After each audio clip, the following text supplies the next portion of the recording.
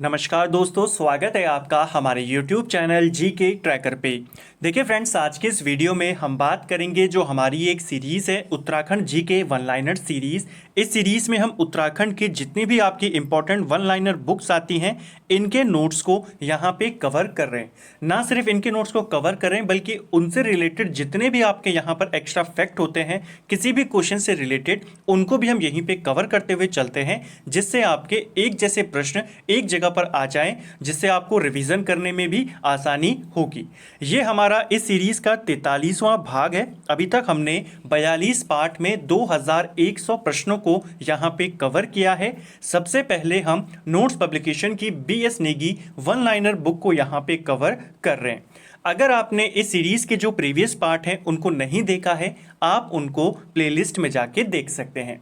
तो चलिए दोस्तों, वीडियो को शुरू करते हैं। एक और बात, काफ़ी सारे कमेंट आते हैं कि इस सीरीज़ के अभी और कितने पार्ट्स आएंगे, तो उसके बारे में भी आगे बात करेंगे। अभी वीडियो को शुरू करते हैं। चलिए, आज का हमारा पहला प्रश्न है, हेमवती नंदन बहुगुणा द्वारा किस पार्टी का गठन वर्ष 1989 में किया गया था?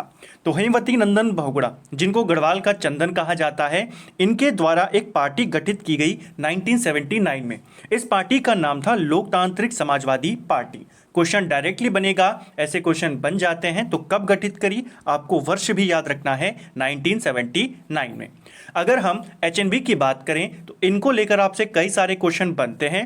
हेमवती नंदन बहुगुणा का जन्म 1919 में पौड़ी गढ़वाल में एक गांव है, बुधाड़ी गांव, यहां पर इनका जन्म होता है। ये उत्तर प्रदेश के मुख्यमंत्री रह चुके हैं।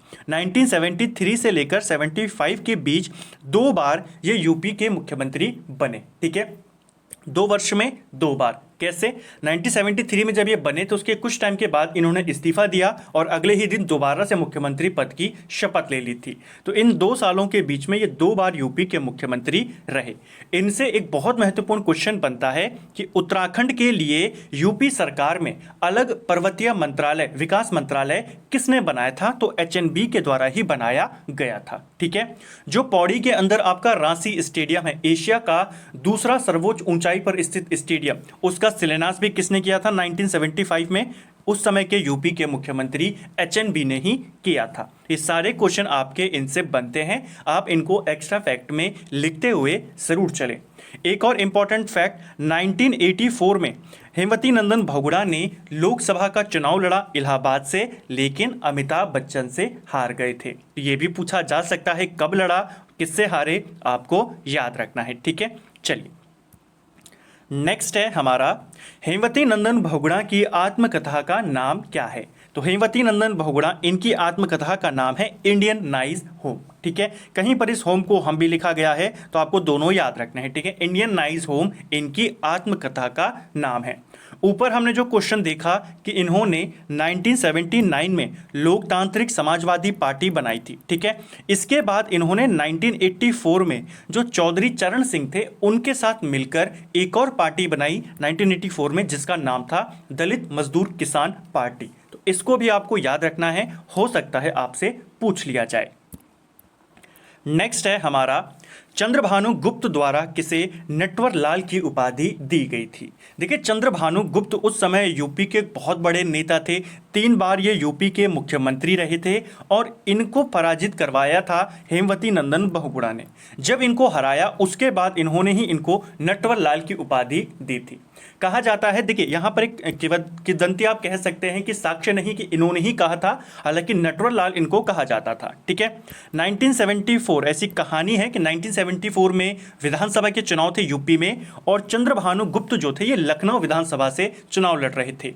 इनका यहाँ पर चांस मुश्किल तो थे, लेकिन ये लड़ रहे थे, बहुत बड़े नेता थे उस समय यूपी के।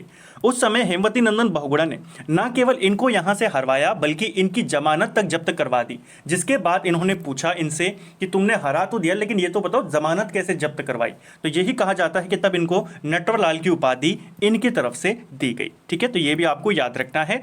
कहानी ज़्यादा नहीं पूछी जाएगी, बस आपको मेन क्वेश्चन पे फोकस करना है। नेक्स्ट है हमारा, एक और चीज़ याद रखना, इनको नटवरलाल की उपाधि दी गई। इसके अलावा इनको हेमवती नंदन बहुगुणा को कांग्रेस का चाणक्य भी कहते हैं। इनको आधुनिक चाणक्य के नाम से भी जाना जाता है। इसके अलावा इनको गढ़वाल का चंदन भी कहते हैं। जैसे मैंने आपको ऊपर बताया, इनको धरती पुत्र के नाम से भी जाना जाता है। इन्हीं को हेमपुत्र के नाम से भी जाना जाता है। हेमपुत्र, हेमवती नंदन बहुगुणा, हिमालय पुत्र अगर पूछा जाएगा तो गोविंद बल्लभ पंत। ठीक है, दोनों में कंफ्यूजन मत करना। नेक्स्ट है हमारा, टिहरी के अंतिम नरेश मानवेंद्र शाह का राज तिलक कब हुआ था? देखिए, टिहरी रियासत के ये अंतिम राजा थे, पमार वंश के अंतिम शासक थे मानवेंद्र शाह। इसके बाद टिहरी रियासत समाप्त हो जाती है और टिहरी का विलय भारत में हो जाता है। तो ये टिहरी के अंतिम नरेश हैं। क्वेश्चन बनता है कौन थे? मानवेंद्र शाह। इनका राज तिलक 25 अक्टूबर 1946 में हुआ था। ठीक है, इनके अगर हम जन्म की बात करें तो मानवेंद्र शाह का जन्म 1921 में हुआ और इनका निधन सन 2007 में हुआ था। ये दोनों वर्ष भी आपको याद रखने हैं। राज तिलक 1946 में हुआ और टिहरी रियासत का भारत में विलय 1949 में हुआ 1 अगस्त को। डेट आपको याद रखनी है, डेट सहित पूछा जाता है। मानवेंद्र शाह टिहरी से लगातार ये 8 बार सांसद बने। ठीक है, टिहरी से टोटल ये 8 बार सांसद बने। इनको हराया किसने था? तो इनको हराया था परिपूर्णानंद पेन्युली ने। ठीक है, ये भी आपको याद रखना, 1977 के चुनाव में परिपूर्णानंद पेन्युली ने इनको पराजित किया था। एक और चीज, मानवेंद्र शाह भारत के राजदूत भी रहे थे। किस देश में? आयरलैंड में। यह भी बन सकता है कि मानवेंद्र शाह किस देश में भारत के राजदूत रहे थे? आयरलैंड में। ठीक है, नेक्स्ट है हमारा, कहानी संग्रह भीड़ साक्षी है किसकी रचना है? तो काफ़ी इंपॉर्टेंट है, भीड़ साक्षी है। ये रचना है रमेश पोखरियाल निशंक की। ठीक है, उत्तराखंड के मुख्यमंत्री भी रहे और देश में जो केंद्र सरकार है वहाँ पर ये शिक्षा मंत्री के पद पर भी रहे, मानव संसाधन मंत्री भी ये रहे। ठीक है, तो रमेश पोखरियाल निशंक की कहानी संग्रह काफ़ी प्रसिद्ध भीड़ साक्षी है। इसको लेकर आपको 2 रचनाएं और याद रखनी है। अगर आपसे पूछा जाएगा भीड़ साक्षी है किसकी रचना है, आप बताएंगे रमेश पोखरियाल निशंक। अगर आपसे पूछा जाएगा समय साक्षी है, ये किसकी रचना है, तो ये रचना हिमांशु जोशी की है। और अगर आपसे पूछा जाएगा हिमालय साक्षी है, ये रचना किसकी है, तो ये रचना महावीर प्रसाद गैरोला की है। तीनों आपको याद रखनी है। अगर हम इनके अन्य कहानी संग्रहों की बात करें तो कौन कौन से इनके अन्य कहानी संग्रह हैं? एक तो यही है, भीड़ साक्षी है। इसके अलावा एक और कहानी इन्हीं की है, बस एक ही इच्छा, इन्हीं की कहानी संग्रह है। रोशनी की एक किरण, ये सारी रचनाएं कहानी संग्रह किसकी हैं? रमेश पोखरियाल निशंक की हैं। ठीक है, नेक्स्ट है हमारा, निशंक जी का पहला कविता संग्रह कौन सा था? तो पहला कविता संग्रह इनका था समर्पण। उसका नाम क्या था? समर्पण।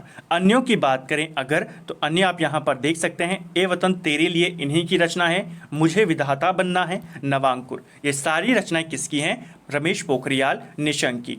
अगर आपसे क्वेश्चन बन जाए कि रमेश पोखरियाल निशंक उत्तराखंड के कौन से नंबर के मुख्यमंत्री थे, तो ये उत्तराखंड के जो 5वें नंबर के मुख्यमंत्री थे। ठीक है, और ये वर्तमान में कहाँ से सांसद हैं? वर्तमान में ये सांसद हैं 17वीं लोकसभा में। तो ये आपके हरिद्वार जो लोकसभा सीट है यहाँ से सांसद हैं। तो ये भी आपको याद रखना है, क्वेश्चन यहाँ से बन जाता है। चलिए, नेक्स्ट है हमारा यहाँ पर, रमेश पोखरियाल निशंक के प्रमुख उपन्यास संग्रह कौन है? तो रमेश पोखरियाल निशंक के जो पहले यहाँ पर उपन्यास संग्रह हैं, प्रथम जो उनके प्रमुख हैं, कौन कौन से हैं? तो देखिए, मेजर निराला इन्हीं का कहानी उपन्यास है। पहाड़ से ऊंचा इन्हीं का है।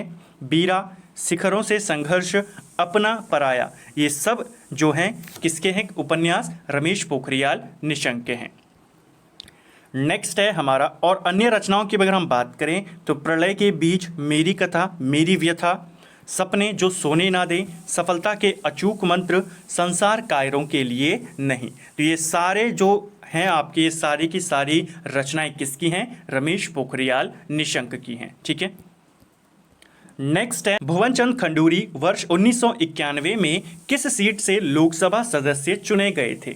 तो ये लोकसभा सदस्य बने 1991 में पौड़ी गढ़वाल से। ठीक है, तो ये आपको याद रखना है। भुवन चंद खंडूरी ये भी उत्तराखंड के पूर्व मुख्यमंत्री थे।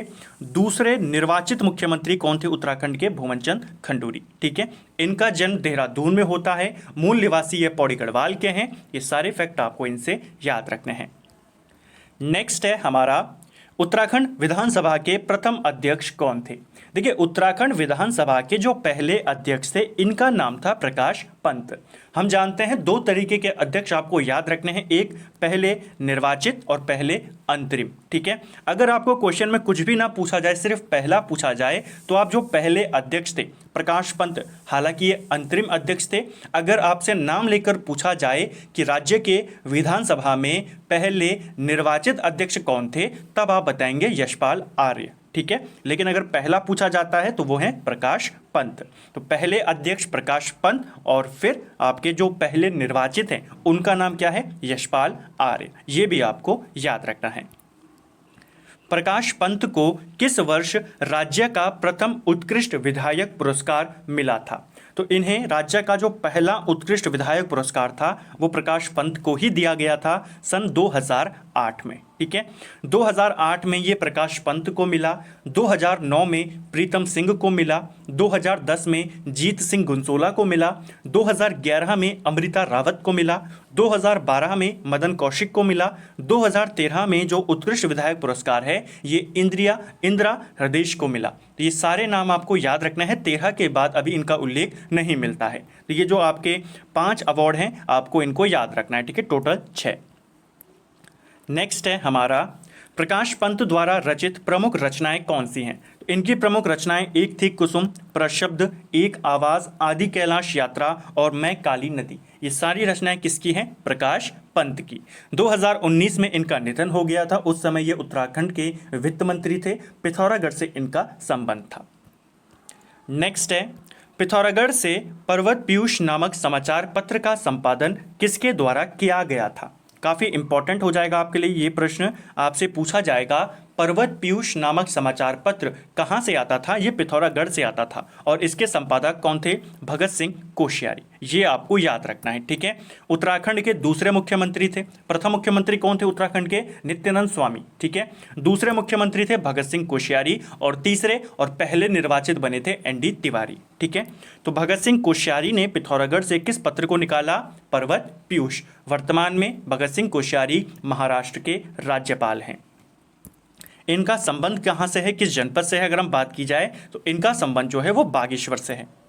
यूपी के मुख्यमंत्री योगी आदित्यनाथ का जन्म पौड़ी जिले के किस ग्राम में हुआ था? तो जो यूपी के अभी वर्तमान में मुख्यमंत्री हैं योगी आदित्यनाथ, इनका जन्म पौड़ी में होता है। पौड़ी के पंचूर गांव में इनका जन्म हुआ था। यमकेश्वर ब्लॉक में ये गांव आता है।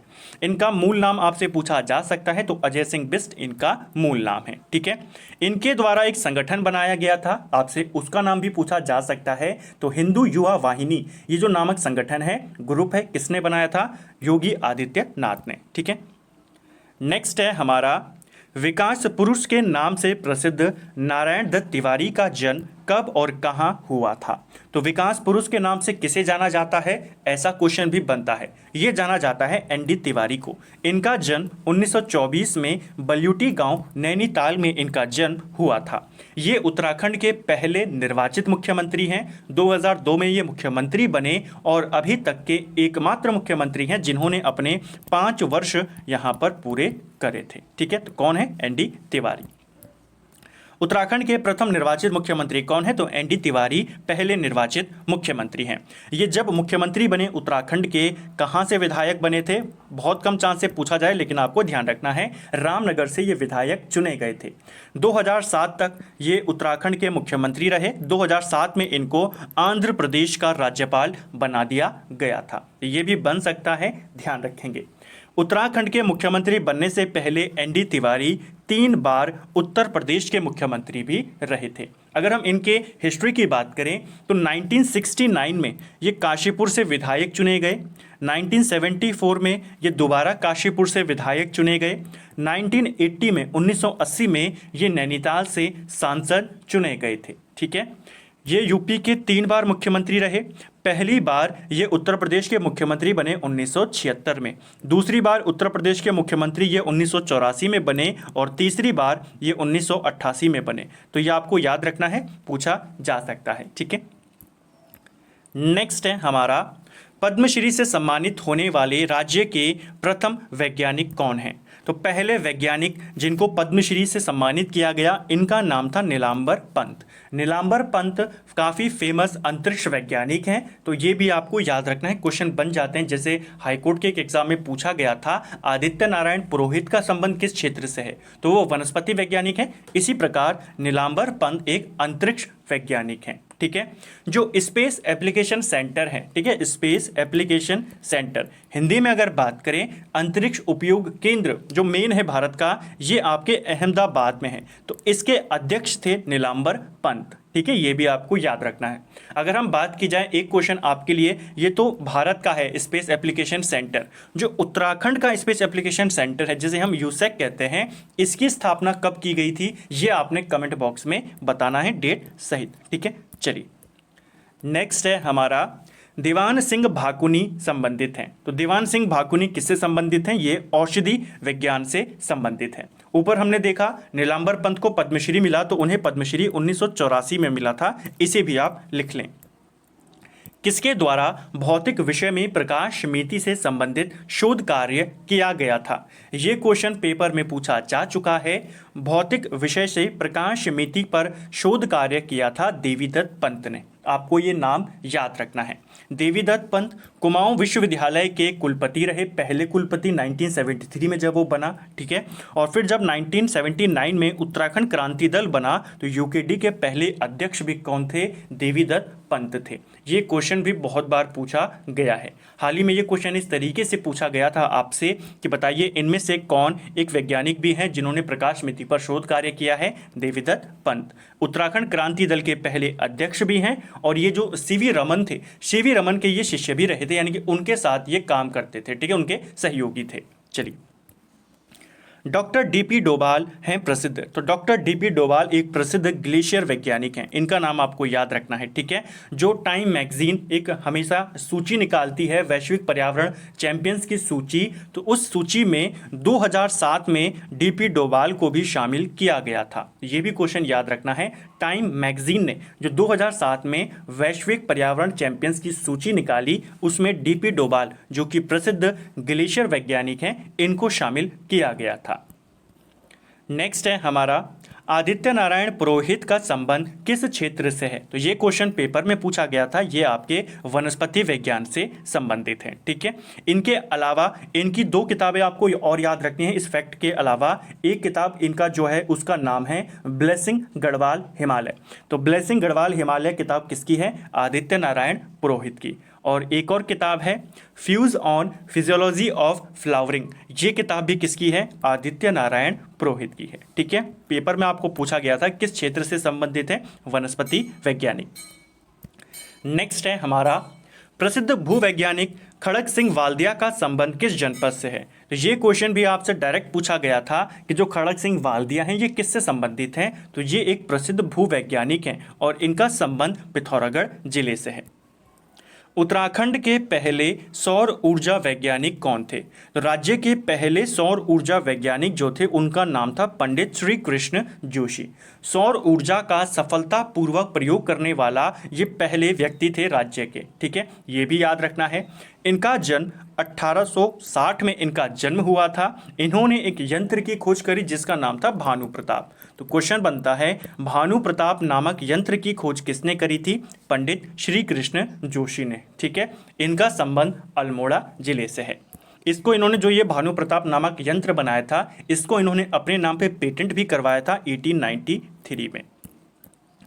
Roma the gypsy world, Gaddis of Himalayas, the nomads of the Himalayas आदि किसकी प्रमुख रचनाएं हैं? तो ये जो 3 प्रमुख रचनाएं हमने यहाँ पर देखी, ये रचनाएं हैं डॉक्टर श्याम सिंह सस्सी की। इनका नाम भी आपको याद रखना है, क्वेश्चन बन सकता है। नोबेल पुरस्कार विजेता रोनाल्ड रॉस का जन्म किस जनपद में हुआ था? देखिए, रोनाल्ड रॉस मलेरिया के परजीवी की खोज इन्होंने करी थी, जो मादा एनीफ्लीज है जिससे मलेरिया की बीमारी होती है। तो मलेरिया का जो परजीवी है उसकी खोज किसने करी थी? रोनाल्ड रॉस ने। और इसके लिए इनको नोबेल पुरस्कार से सम्मानित किया गया था। किस वर्ष? 1902 में। इनका जन्म अल्मोड़ा में हुआ था। और कब हुआ था इनका जन्म? 1857 में। ठीक है, तो 1857 में इनका जन्म अल्मोड़ा में हुआ। 1902 में इनको नोबेल पुरस्कार दिया गया क्योंकि इन्होंने मलेरिया के परजीवी की खोज करी थी। आपसे ये क्वेश्चन हाल ही में एग्जाम में पूछा गया था और सिर्फ इतना पूछा गया था, रोनाल्ड रॉस का जन्म किस जनपद में हुआ? आप बताएंगे अल्मोड़ा। ब्रिजनंदन घिंडियाल हैं प्रसिद्ध, तो ये एक प्रसिद्ध कृषि वैज्ञानिक हैं, ये भी आपको याद रखना है। ठीक है, कृषि से संबंध या कृषि विषय में डीफिल की डिग्री प्राप्त करने वाले ये देश के पहले छात्र हैं। ठीक है, ये भी आपको याद रखना है। अजीत चंद कुंवर को किस वर्ष युवा वैज्ञानिक पुरस्कार से सम्मानित किया गया था? ये क्वेश्चन 2019 के पेपर में पूछा गया था आपसे। ठीक है, तो जो अजीत चंद कुंवर हैं इनको युवा वैज्ञानिक पुरस्कार 1981 में दिया गया था। ठीक है, 2019 के आई थिंक हाईकोर्ट के एग्जाम में ये क्वेश्चन पूछा गया था। राष्ट्रीय उद्यान चौबटिया में नॉर्मन गिल के सहयोगी कौन थे? देखिए, जो नॉर्मन गिल था ये राष्ट्रीय उद्यान चौबटिया में काम करता था और इसके सहयोगी के रूप में काम करते थे रामलाल शाह। इनका नाम आपको याद रखना है। रामलाल शाह भी एक प्रसिद्ध वनस्पति वैज्ञानिक हैं और उत्तराखंड में होने वाली वनस्पतियों को सूचीबद्ध या लिपिबद्ध करने का जो श्रेय जाता है वो रामलाल शाह को ही जाता है। तो आपसे डायरेक्ट क्वेश्चन बनेगा, उत्तराखंड में होने वाली वनस्पतियों को लिपिबद्ध करने का श्रेय किसको है? तो वो है रामलाल शाह। इनकी एक किताब भी है जिसका नाम है फ्लोरा रानीखेत येंसीज। ये किताब किसकी है? रामलाल शाह। किसके सहयोगी थे? नॉर्मन गिल के। ठीक है, चौबटिया उद्यान की बात करें, चौबटिया उद्यान के बारे में भी क्वेश्चन बनता है। स्थापना 1869 में होती है। इसके पहले सुपरिटेंडेंट कौन थे? डब्ल्यू क्रो इसके पहले सुपरिटेंडेंट थे। नेक्स्ट है हमारा, राज्य के प्रथम व्यक्ति कौन थे जिन्हें पद्म विभूषण से सम्मानित किया गया था? तो राज्य के पहले व्यक्ति जिनको पद्म विभूषण दिया गया इनका नाम था घनानंद पांडे। ठीक है, वैज्ञानिक थे, विज्ञान के लिए इनको पद्म विभूषण दिया गया, आपको याद रखना है। कब दिया गया था इनको पद्म विभूषण? 1969 में। और ये राज्य के पहले व्यक्ति हैं जिनको पद्म विभूषण दिया गया। अन्य कौन कौन है जिन्हें पद्म विभूषण मिला है उत्तराखंड में? क्योंकि भारत का ये दूसरा सर्वोच्च पुरस्कार है, भारत रत्न के बाद पद्म विभूषण का ही नंबर आता है। 1969 में घनानंद पांडे को विज्ञान में काम करने के लिए, विज्ञान के क्षेत्र में ये अवार्ड मिला। 1990 में जो कुंवर सिंह नेगी हैं ब्रेल लिपि का जिन्होंने विकास करा, उनको ये पुरस्कार मिला पद्म विभूषण। सन 2000 में भैरव दत्त पांडे हैं जो कि प्रशासनिक अधिकारी थे, उनको ये पुरस्कार मिला। सन 2009 में पर्यावरणविद सुंदरलाल बहुगुणा को पद्म विभूषण से सम्मानित किया गया और 2019 में बछेंद्री पाल को पद्म विभूषण दिया गया था। राज्य की पहली महिला फिल्म निर्देशिका कौन है? तो राज्य की पहली महिला फिल्म निर्देशिका, इनका नाम था शालिनी शाह। प्रसिद्ध दूरदर्शन धारावाहिक पल्लव का लेखन किसके द्वारा किया गया? तो प्रसिद्ध दूरदर्शन का एक धारावाहिक पल्लव, इसका लेखन कार्य दीक्षा बिष्ट के द्वारा किया गया। दीक्षा बिष्ट को लेकर आपसे एक क्वेश्चन और पूछा जाता है कि वैज्ञानिक पत्रिका का संपादन करने वाली राज्य की पहली महिला कौन है? किसी भी वैज्ञानिक पत्रिका का संपादन करने वाली, तो उनका नाम है दीक्षा बिष्ट। एक वैज्ञानिक पत्रिका आती थी जिसका नाम था विज्ञान प्रगति। ठीक है, तो इसका भी इन्होंने क्या किया था? संपादन किया था। ठीक है, नेक्स्ट है हमारा, चोर निकल भागा, आदमी जो मछुआरा नहीं था आदि किसकी रचनाएं हैं? तो चोर निकल भागा, आदमी जो मछुआरा नहीं है, ये सारी रचनाएं, दोनों रचनाएं मृणाल पांडे की हैं। मृणाल पांडे कौन है? गौरापन शिवानी की पुत्री हैं, आपको पूछा जाता है। ठीक है, चलिए नेक्स्ट है हमारा, गढ़वाल की पहली महिला लेखिका एवं कवियत्री कौन थी? तो गढ़वाल की पहली महिला लेखिका और कवियत्री, इनका नाम है विद्यावती डोभाल। ठीक है, इनका जो अगर हम रचनाओं की बात करें तो अमृत की बूंदें, पगली का प्रलाप, एवरेस्ट के देवता, ये सारी रचनाएं किसकी हैं? विद्यावती डोभाल। ये गढ़वाल की पहली महिला लेखिका हैं, आपसे पूछी जाती हैं। इनकी पहली रचना का नाम क्या है? अमृत की बूंदें। नेक्स्ट है हमारा, किस स्वतंत्रता सेनानी को अंग्रेजों के द्वारा जिंदा या मुर्दा पकड़ने का आदेश जारी हुआ था? तो अंग्रेजों के द्वारा जिंदा या मुर्दा पकड़ने का आदेश कुंती वर्मा के लिए किया गया था। ठीक है। सरला बहन का मूल नाम क्या था? सरला बहन महात्मा गांधी जी की शिष्या थी। इनका मूल नाम था कैथरीन हाइलमन। ठीक है, इनका नाम आपको याद रखना है। कौशानी में इन्होंने लक्ष्मी आश्रम की स्थापना करी थी। ज़्यादातर आपको 1941 ही देखने को मिलता है, हालांकि डाउट है, लेकिन मैक्सिमम बुक में आपको यही देखने को मिलता है। महात्मा गांधी की एक और शिष्य थी जो यहाँ पर आई थी, जिनका नाम आपने कमेंट बॉक्स में बताना है। उनका वास्तविक नाम क्या था? ठीक है, इनका वैसा नाम क्या है? सरला बहन। उनका वैसा नाम क्या था जो उत्तराखंड में रखा गया था? मीरा बहन। ठीक है, तो इनका वास्तविक नाम क्या था वो आपने कमेंट बॉक्स में बताना है। उत्तराखंड की पहली महिला कुलपति कौन थी? उत्तराखंड की पहली महिला कुलपति सुशीला डोभाल है। ठीक है, 1977 में जो गढ़वाल विश्वविद्यालय है उसकी ये कुलपति बनी थी और कुलपति बनने वाली ये उत्तराखंड की पहली महिला थी। उत्तराखंड की पहली महिला आईएएस कौन है? तो आईएएस की परीक्षा को पास करने वाली उत्तराखंड की पहली महिला हैं ज्योतिराव पांडे। विश्व की पहली महिला मेजर बनने का गौरव किसे प्राप्त है? तो विश्व की पहली महिला मेजर की अगर हम बात करें तो माया टम्टा थी। ठीक है, और राज्य की पहली महिला सैन्य अधिकारी की बात करें तो कैप्टन भावना गुरनानी है। ठीक है, स्नातक की डिग्री लेने वाली उत्तराखंड की पहली महिला दलित महिला कौन थी? तो स्नातक की डिग्री लेने वाली उत्तराखंड की पहली दलित महिला कौन है? तो वो है लक्ष्मी देवी टम्टा। ठीक है, लक्ष्मी देवी टम्टा 1935 में जो दलित समाचार पत्र था पहला, उसकी संपादक भी बनी थी। ठीक है, दलित समाचार पत्र पहला कौन सा था? समता। 1934 से शुरू होता है। कौन शुरू करते हैं? हरिप्रसाद टम्टा। नेक्स्ट है हमारा, उत्तराखंड की धरती पर गांधीवादी आंदोलन की शुरुआत करने का श्रेय किसे जाता है? तो ये जाता है प्रयागदत्त पंत को। इनका संबंध पिथौरागढ़ जिले से है। ब्रेल लिपि के विकास के लिए जाने जाते हैं। तो ब्रेल लिपि का विकास, ऊपर मैंने आपको बताया, इनको इसके लिए 1990 में पद्म विभूषण से भी सम्मानित किया गया। तो ब्रेल लिपि का विकास किया कुंवर सिंह नेगी ने। ठीक है, जो कई सारी भारतीय भाषाएं हैं और जो गुरुवाणी हैं, इनको गुरुमुखी ब्रेल लिपि में इन्होंने विकसित किया, उनको तैयार करा, और इसीलिए इनको ब्रेल लिपि के विकास करने के लिए 1990 में पद्म विभूषण से सम्मानित किया गया। उससे पहले इनको 1981 में पद्मश्री भी दिया जा चुका था। ठीक है, तो इनका संबंध किससे है? क्वेश्चन डायरेक्ट बनता है। कुंवर सिंह नेगी का संबंध किससे है? आप बताएंगे ब्रेल लिपि से। किन्हें मुकुंदीलाल ने गढ़वाल का हातिम ताई कहा था? तो बैरिस्टर मुकुंदीलाल के द्वारा किसे गढ़वाल का हातिम ताई कहा गया? तो वो थे कुंवर सिंह नेगी। हिंदी आशुलिपि में डॉक्टरेट उपाधि लेने वाले पहले भारतीय कौन थे? तो हिंदी शॉर्ट हैंड के अंदर आशुलिपि यानी शॉर्ट हैंड में डॉक्टरेट की उपाधि लेने वाले पहले व्यक्ति थे गोपाल दत्त बिष्ट। ठीक है, शहीद ए वतन पिथौरागढ़ नामक पुस्तक किसकी रचना है? तो शहीद ए वतन पिथौरागढ़ ये रचना है राजेश मोहन उप्रेती की। बहुत बार ये किताब भी पेपर में आपसे पूछी गई है, मॉक टेस्ट में भी हम इसको कई बार कर चुके हैं, एमसीक्यू में भी कर चुके हैं। शहीद ए वतन पिथौरागढ़ किसकी रचना है? राजेश मोहन उप्रेती।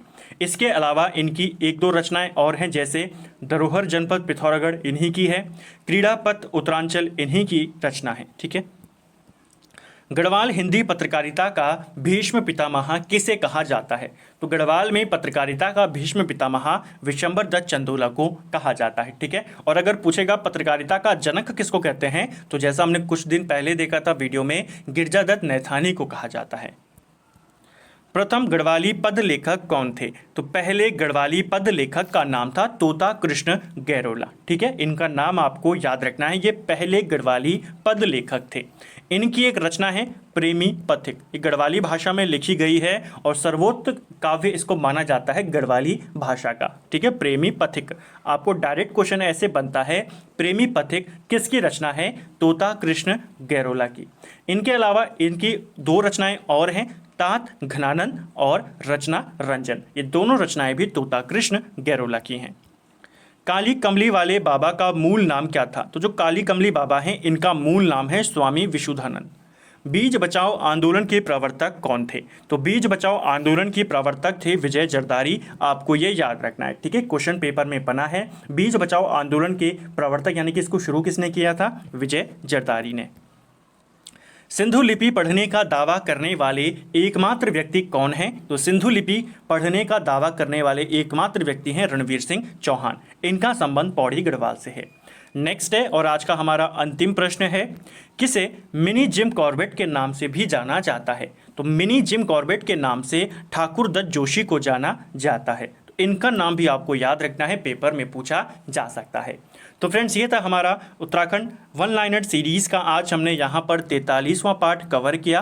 काफ़ी फ्रेंड पूछते हैं कि इस सीरीज़ में और कितने पार्ट्स आएंगे। तो देखिए, आप सभी जानते हैं जो आपकी पूरी BS Negi one liner book है वो फैक्ट बेस पे बुक है। सारे वहाँ पर वन लाइनर आपको दिए गए हैं, तो उन्हीं में से हम यहाँ पर इनको कवर कर रहे हैं और साथ में एक्स्ट्रा फैक्ट को भी कवर कर रहे हैं। तो इसलिए आपके जो नंबर ऑफ क्वेश्चन है वो अभी और बचे हैं। हाँ, इतना ज़रूर है कि आपकी 75% बुक जो है वो कवर हो चुकी है इन 2150 प्रश्नों में, ठीक है। तो 75% आपकी कवर हो चुकी है, अभी भी आपका 25% शेष है। इसीलिए मैं आपको हर सीरीज की शुरुआत में ही कहता हूं कि आपको इस सीरीज को शुरुआत से फॉलो करना है, क्योंकि हमने इस सीरीज के हर वीडियो में 50 ही क्वेश्चंस को कवर किया। एक्स्ट्रा फैक्ट के साथ अगर आप जोड़ेंगे तो 70 से 80 क्वेश्चन हमने कवर किए। तो ऐसे करते करते हमने आज 43वां पार्ट कवर कर लिया और 2150 प्रश्नों का एक क्वेश्चन बैंक यहाँ पर बन गया। अगर आप शुरुआत से कवर कर रहे हैं तो आपको काफ़ी इजी लगेगा, क्योंकि आपको एक साथ ज़्यादा नहीं पढ़ना पड़ेगा। इसलिए मैं आपको कहता हूं आप शुरुआत से हर सीरीज़ को फॉलो कीजिए। हमने इसी प्रकार जब हमने उत्तराखंड MCQ की सीरीज़ शुरू करी थी तो उसमें हम हर वीडियो में 20-20 क्वेश्चन कवर करते हैं। आज हम अभी तक 85 पार्ट्स को कवर कर चुके हैं। इसी प्रकार GK के हमने शुरू करी, उसमें भी 20 क्वेश्चन को करते थे। 25 से ज़्यादा पार्ट्स हम GK के भी कवर कर चुके हैं। हमने बलोदी जी की जो पूरी बुक है उनके नोट्स को कवर किया है। अजय रावत जी की जो पूरी बुक है उनके वन लाइनर नोट्स को भी हम कवर कर चुके हैं और क्रैश कोर्स को भी कवर कर चुके हैं। परीक्षा वाणी को हम चैप्टर वाइज कवर कर चुके हैं, वन लाइनर के रूप में कवर कर चुके हैं। परीक्षा वाणी का जो शुरुआती भाग है जहां पर आपको केवल वन लाइनर दिए गए हैं शुरुआत के 80 पेजेस में, उसको भी हम पूरी एक सीरीज में हम कवर कर चुके हैं उत्तराखंड संक्षिप्त अवलोकन करके। ये सारी सीरीजें कंप्लीट हो चुकी हैं। इसीलिए मैं आपको हर बार कहता हूं कि जो भी सीरीज हम शुरू करते हैं या उसको हम जैसे ही कंटिन्यू करना शुरू करते हैं आगे आगे, आप उसे शुरुआत से फॉलो कीजिए ताकि आपको एक साथ ज़्यादा नहीं पढ़ना पड़ेगा। यहाँ पर आपकी सारी सीरीज कंप्लीट होती हैं और फिर वो एक साथ एक प्लेलिस्ट वहाँ पर बन जाती है और फिर आपको ऊपर वो ज़्यादा बोझ बन जाता है कि आपको एक साथ उसे कवर करना होता है। तो आप सीरीज़ को स्टेप बाय स्टेप फॉलो करें और इन सभी सीरीज़ को अगर आपने नहीं देखा है उन्हें आप प्लेलिस्ट में जाके देख सकते हैं। तो फ्रेंड्स, आज का वीडियो में इतना ही। उम्मीद करता हूं वीडियो आपको पसंद आया होगा। अगर आपको ये वीडियो पसंद आया है वीडियो को लाइक करें। अगर आप चैनल पे नए हैं तो चैनल को सब्सक्राइब करें, अपने दोस्तों के साथ शेयर करें। वीडियो आपको कैसा लगा कमेंट बॉक्स में ज़रूर बताएं। Thank you friends.